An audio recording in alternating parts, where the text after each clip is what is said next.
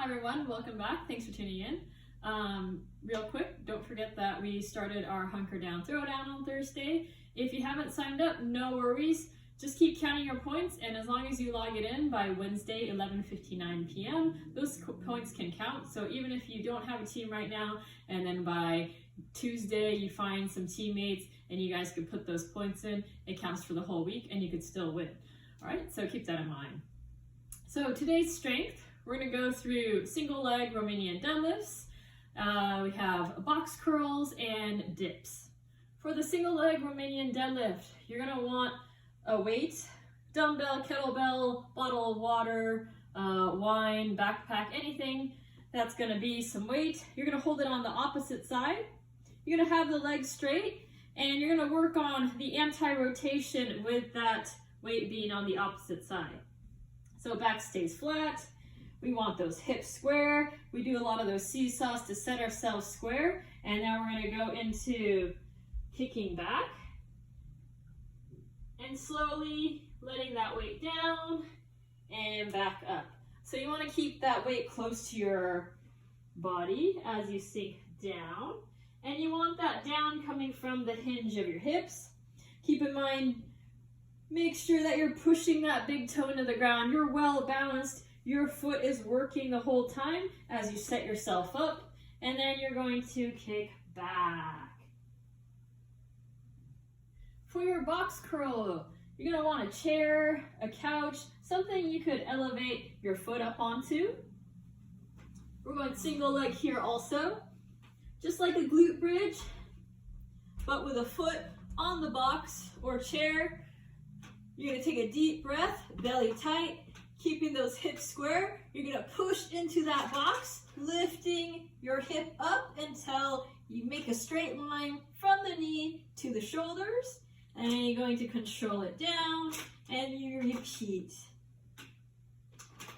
Try not to let one side sink or raise compared to the other. You really want to take that deep breath, hold that core, keep those hips even as you really squeeze that butt cheek to lift your hip up towards the ceiling.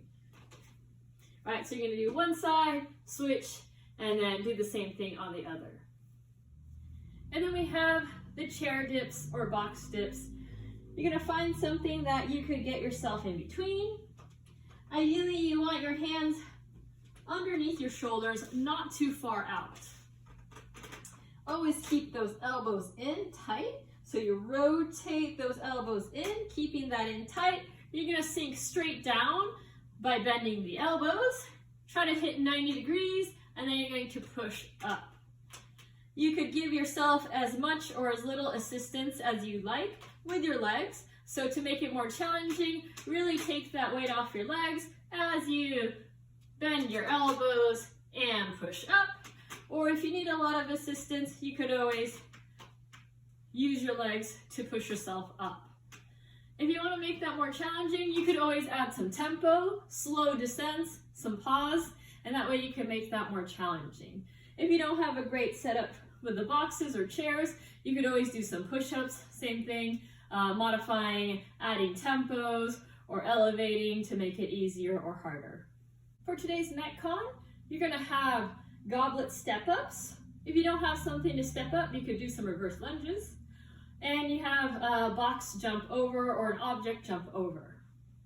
So have a setup with something you can step onto.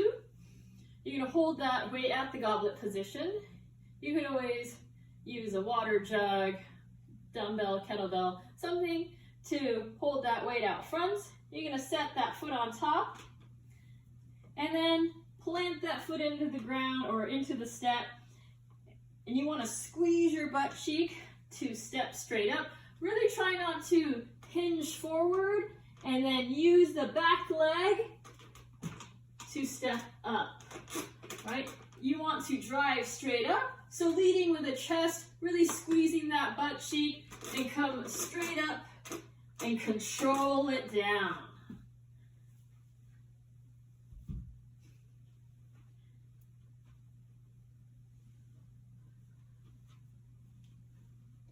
If you were to do a reverse lunge, same position, you're going to sit back, touch the knee to the ground, and then think about leading with the chest. Come straight up, and really try not to push off the back leg too much. The side that you're lunging with is the side you want to really focus on using, and not the supporting leg. For the object jump over, you could have a setup with a broomstick, a PVC pipe. Try to challenge yourself with something somewhat high, and then you're going to hop over with both legs for a wrap. You want to make sure that you're staying safe here, so I have a roll of wrapping paper. So if I do miss, I'm not going to hurt myself, as opposed to if I were to try to jump over a box or a chair and miss. So keep that safety in mind. You could always set something up and jump over that. You can make this as hard or as easy as you like. So obviously if you have something low, you could just stick to that. If you have some injuries, you could just step over it and work your way that way. Following the step ups and jump overs, you're gonna go into sit-ups and mountain climbers. For sit-ups, just touch the ground above you, swing your arms, touch your shoelaces or your feet for a full rep. For mountain climbers, you're gonna start in a plank position. You're gonna pull one leg up, try to get that foot next to your hand, and then you're gonna jump and alternate sides. Try to make these quick and light. Try not to have your hips up too high. And don't let your hips sag too much as you do these reps.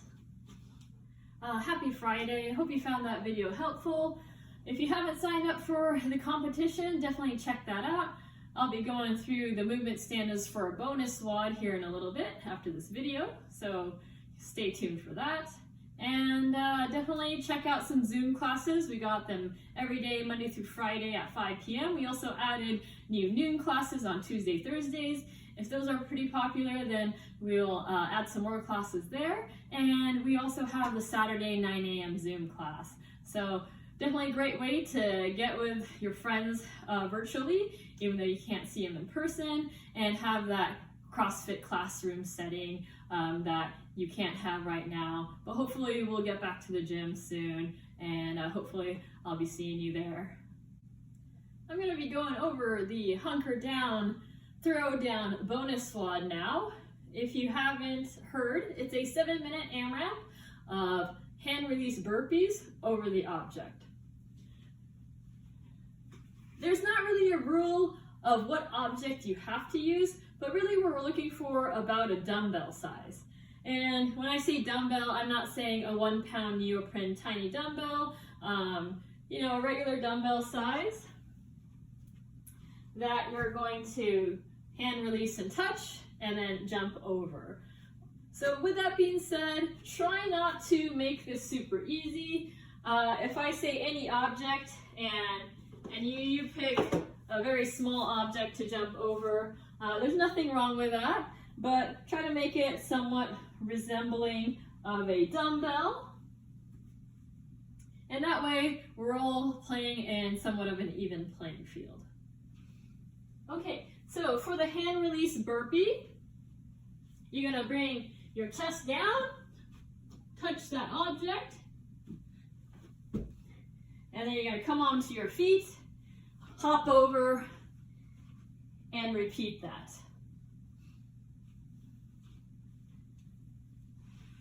If I want to go easy and you grab something easy, right, you could just easily hop over that. But like I said, try to pick something that resembles a dumbbell, that's close to that size and shape, or at least height, and that way we're all doing about the same workout. This is meant to be fun, just get people excited and involved. So when someone tries to twist the rules and somehow make it easier for them so they could get a high score, it's not as fun. So just do the best you can, you know, figure something out. That's about the size of a dumbbell, and have fun with it. All right, so 7 minutes of hand release burpee, touch the object, and then hop over, do the same thing. All right, hope you guys have fun. Make sure you post those scores, get a picture, a quick little video, time-lapse video, and we'll have a prize for the top score. Good luck with that workout. Hope you guys have fun, stay safe, and see you again next time.